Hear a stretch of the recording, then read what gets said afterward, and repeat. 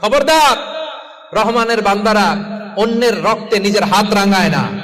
Keep in your mind Malakar ভাইয়েরা, অন্যের রক্তে নিজের হাত রাঙায় না। কিয়ামতের দিন আল্লাহ তাআলা সর্বপ্রথম বিচার করবেন এই রক্তের বিচার। যতগুলো রক্তের বিচার দুনিয়াতে হয় না, সেদিন লক্ষ কোটি মানুষের সামনে সেই রক্তের বিচার করবে কে?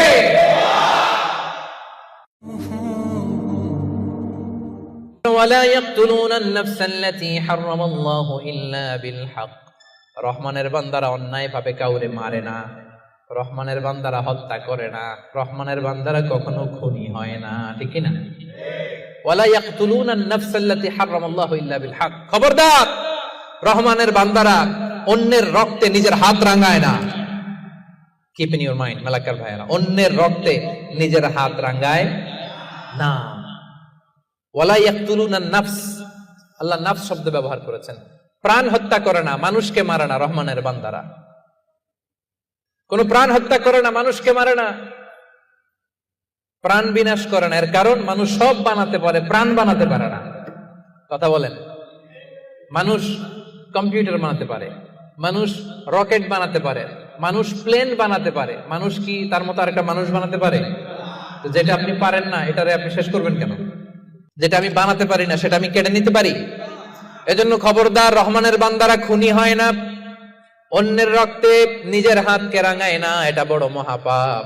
রব্বুল আলামিন কালামুল্লাহ মাজিদে ইরশাদ করেন, মান কাতালা নাফসান বিগাইরি নাফসিন আও ফাসাদিন ফিল আরদি ফাকান্নামা কাতালান নাসা জামিআ ওয়া মান আহইয়াহা ফাকান্নামা আহইয়ান নাসা জামিআ।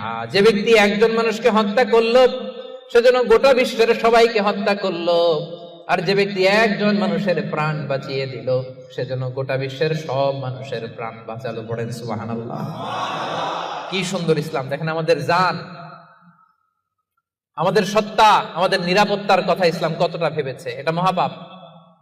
খবরদার, অন্যের প্রাণ নাশ করা যাবে না, অন্যকে মারা যাবে না। তাইলে হুজুর, অন্যরে মারা যাবে না, আমি তো আমারে মারতে পারবো, আমি আত্মহত্যা করে ফেলি নাকি? হ্যাঁ, আপনি আপনার নিজেকেও শেষ করতে পারবেন না, কারণ রুহু আপনি বানাতে পারেন না, তাই রুহু কেড়ে নিতে পারেন না। মান কাতালা নাফসাহু বিশাইইন উযযিবা বিহি ইয়াউমাল কিয়ামা। অন্যকে হত্যা যেমনি পাপ, নিজ হত্যা মানে আত্মহত্যাও মহাপাপ। যে ব্যক্তি যে জিনিস দিয়ে নিজেকে হত্যা করবে, কিয়ামতের দিন ওইটা দিয়েই তার শাস্তি হবে। বিষ খেয়ে যে মারা যাবে, কিয়ামতের ময়দানে কঠিন বিষ শুধু সে খেতেই থাকবে। স্ট্যাবিং করে ছুরি ঢুকিয়ে যে মারা যাবে, ছুরি ঢুকাতেই থাকবে। গলায় ফাঁস লাগিয়ে যে মেয়েটা মারা গেল, ওর শাস্তি জাহান্নামে শুধু ফাঁস লাগাতেই থাকবে, লাগাতেই থাকবে। কিয়ামতের দিন আল্লাহ তাআলা সর্বপ্রথম বিচার করবেন এই রক্তের বিচার। সর্বপ্রথম বিচার হবে কাবিলের। আউয়ালু মান সান্নাল কাতলা ফিল আরদ। যে কাবিল, আদম আলাইহিস সালামের যে সন্তান কাবিল, এই পৃথিবীতে হত্যার প্রচলন চালু করেছিল।